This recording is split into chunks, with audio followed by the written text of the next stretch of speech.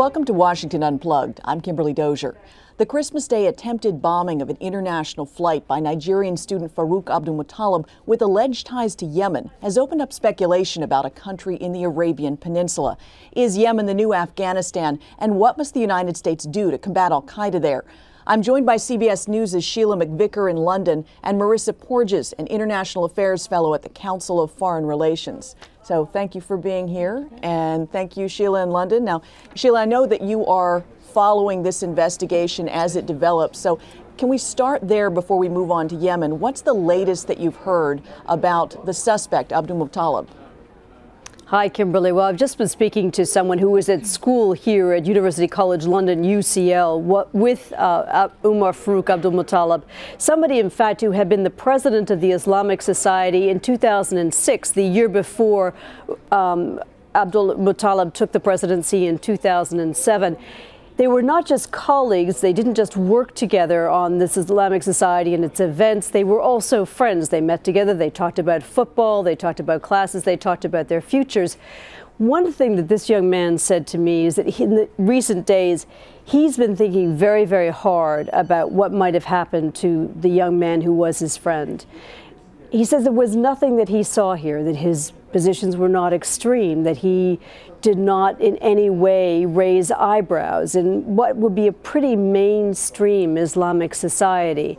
And in the view of this young man, whatever happened to Abdul-Muttalib happened to him in the intellectual, psychological sense after he left London.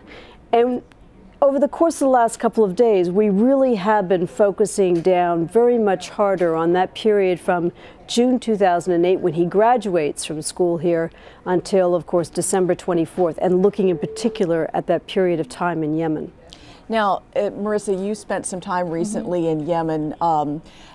Al-Qaeda of the Arabian Peninsula has claimed responsibility for this attack in an internet posting, which has not been verified in any way. But we look at the time that the student spent there and this claim of responsibility. How might he have made the connection? What's going on the ground in Yemen? Well, it's important to consider the al-Qaeda in the Arabian Peninsula problem in the larger context of what's going on in Yemen. I mean, you have a very unstable situation there, a country on the verge of state failure with significant domestic problems, the Houthi rebellion in the north, the southern secessionist movement in the south, and vast economic problems, underemployment, unemployment at 40%, economic woes that are growing by the month, and a situation where the radicalization of youth, there's a lot of potential for that. You add on top of that a layer where there's been for years an ideological apathy, if not support for, Al-Qaeda, sentiments writ large, Imam University being one potential source of radicalization in Sana'a. And you see that there's a lot of possibilities for connections to be made. I don't know how it happened in this situation.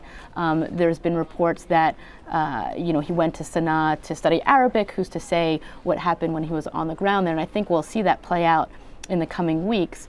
But the tenuous connection that's currently being investigated seems to be legitimate. I mean, the Al-Qaeda in the Arabian Peninsula posted pictures of Muttalib on the internet, showing him in front of one of their postings. So, we'll see how that plays out, and hopefully we'll begin to understand just how the process of radicalization took place for him, because it'll inform how that might happen again in the future on a wider basis. Now, of course, we know that from Yemeni officials that the U.S. has been part of the Yemen counterterrorist effort there. We've heard of U.S. involvement in airstrikes December 17th and Christmas Eve.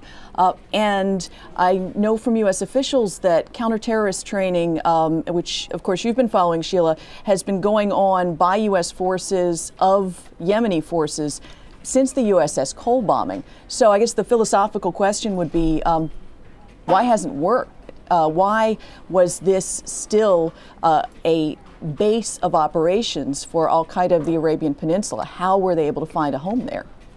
Well, I think as Melissa has described, Yemen is a pretty chaotic situation with a very weak central government. It's also contending with a very powerful force in the form of a merged al-Qaeda. if you look back just a very short period of time, in 2008 in next door Saudi Arabia, al-Qaeda militants were under tremendous pressure. And in late 2008, the senior commanders of al-Qaeda in Saudi Arabia ordered their militants over the border into the safe haven of Yemen. In January 2009, just a little less than a year ago, those two entities, al-Qaeda in Saudi Arabia and al-Qaeda in Yemen, merged to form al-Qaeda in the Arabian Peninsula. And what you have brought together there is not just two experienced organizations, but two organizations who've come together, who have experienced military commanders, experienced tacticians, can think strategically, and have shown they have a capacity to innovate. In going back and looking at the number of attacks that al-Qaeda in the Arabian Peninsula have carried out, either on the ground in Yemen against foreigners, an attack, a suicide, a very audacious attempt at a suicide attack against the head of Saudi counterterrorism in August, or this attack, you can see that they are thinking, they are developing, they are working very hard on sort of analyzing the security obstacles that they face to reach their objectives and finding ways to try to go around that. So you've got a group that is together that is strategically and militarily, in a sense, extremely talented. Although in this instance, it's not like Afghanistan in that the Yemeni government is an ally of the United States and has been looking to the U.S. and other Western nations for support and help, especially since the bombing of the Cole in 2000. What you do have is an intellectual environment and a safe haven beyond the reach of that weak government that is almost a pre-9/11 Afghanistan-like environment. And yet what we're hearing from news reports and Yemeni officials is that with this help, they've managed to take out some major targets, some top AQAP leaders. So why hasn't that helped stopper some of this violence? I mean, you and I were talking a bit before the show. Your prescription would be a little bit different. Well, it would. And I think, you know, before we get to that, it's important to also recognize, going back to what Sheila said, that it's not just the operations that have been expanding over the past, you know, since January 2009, when AQAP declared themselves a regional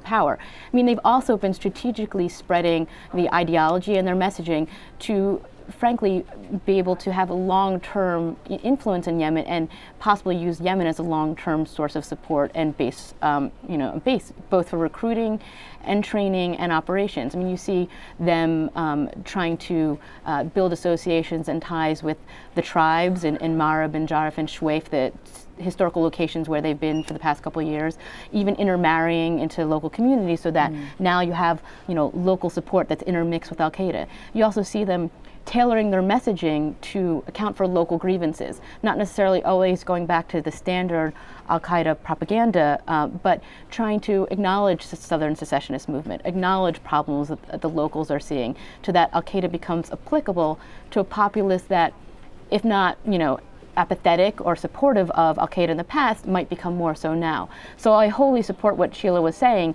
in terms of how the operations have grown recently and how the strategizing has expanded as of late. But to get to, you know, what's to be done about it and how to move forward, I think it requires both the tactical operations we've seen recently, which reportedly, you know, they were targeting al-Qaeda's leadership, including the cleric allegedly tied to the Fort Hood shootings, and we're still waiting to see, you know, how successful they forensic evidence to see whether al-Awlaki did get taken out. But beyond the tactical operations, I think we need to start working towards a longer-term strategic view, something that will take into account the strategic initiative that al-Qaeda in the Arabian Peninsula has, the ideological messaging that's been going on, and has a potentially long-term effect on both the radicalization and the overall situation in Yemen that won't make Yemen such an attractive safe haven for the future. But what I'm hearing you saying is a lot of the stuff that I've heard about Afghanistan, that this solution isn't just a counter-terrorist solution. You have to have a certain degree of counterinsurgency. You've got to have some nation building on the ground, some development, legitimate government to replace whatever is either attracting people to the al-Qaeda movement or driving them away from their own government. So that brings us to the question of how many places do you have to fix to eradicate al-Qaeda? No, and you know, and the there's a couple key elements here that go to exactly what you're saying. But one is to recognize that Al-Qaeda isn't necessarily a priority for the Yemeni government. It's they have enough internal problems at the moment with, two domestic conflicts and, vast economic problems and, growing, verging state failure, that Al-Qaeda isn't a domestic concern. It's a low priority for them, if one at all. I mean, they have been doing tactical operations at our behest, most likely. But we will never get rid of Al-Qaeda. I mean, it has served Yemenis to have the U.S. and the international community engage in Al-Qaeda, if and when Al-Qaeda is there. So in some regard, it doesn't serve their interest to get rid of Al-Qaeda at this point in the long term, unless we have a strategy for engaging on all topics, not just counterterrorism, but also some of the economic and domestic political problems they've seen there. And yes, it does begin to look a little more like Afghanistan and the counterinsurgency operations and some nation building that's gone on. And I think the key ends up being how to get the international community to support this effort and how to get regional players, primarily Saudi Arabia, to take a lead on this initiative in the future. Now, Sheila, just to wrap up and end with you, we haven't heard a whole lot publicly about what the United States or the international community is doing on the ground with the Yemeni government. Do we have any more details? Do we have any word of what sort of operations they might be carrying out in the near future? Well, Senator Joe Lieberman said the other day, acknowledging that there were U.S. Special Forces, U.S. Green Berets, and obviously intelligence operatives on the ground in Yemen, and that they are providing a whole variety of support, everything from counterterrorism training to training of Yemeni forces to weapons to probably helping with target selection at this point and providing intelligence or assisting in the provision of intelligence for target selection. We heard from the Yemeni foreign minister in an interview he did for CBS News the other day, talking about the support that Yemen has had from the United States, from the British, the French, the Germans, and others, and how much more support they need. The U.S. has been spending about $70 million a year in Yemen. That budget is certainly going to increase, and it will be both a covert and an overt operation. As Melissa said, one of the big issues in Yemen is the high level of unemployment and the attraction that leaves people open to all kinds of things, whether it's a rebellion in the north, a secessionist movement in the south, or whether it's Al-Qaeda. Thanks, Sheila. An insight into Yemen that we now need, thanks to one young man, Umar Farouk Abdul Muttalib, who's brought our attention and the world's attention on that part of the Arabian Peninsula. I also want to thank Marisa Porges for helping us understand some of this little covered part of the world. And I want to thank you for watching Washington Unplugged throughout 2009. We'll be back in the new year with all that has made you come to CBSNews.com to watch. I'm Kimberly Dozier. Have a great New Year's. See you in 2010.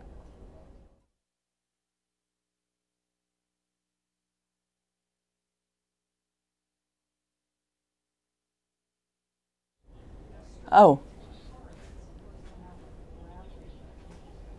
You mean my, okay. It doesn't sound like me, okay.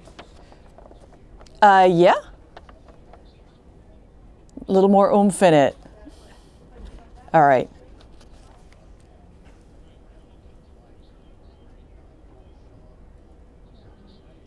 Thank you, Sheila. Brings us some insight into Yemen, a part of the world we don't normally cover. But thanks to the attack by one young man, Umar Farouk Abdul Muttalib, someplace we'll be paying a lot more attention to.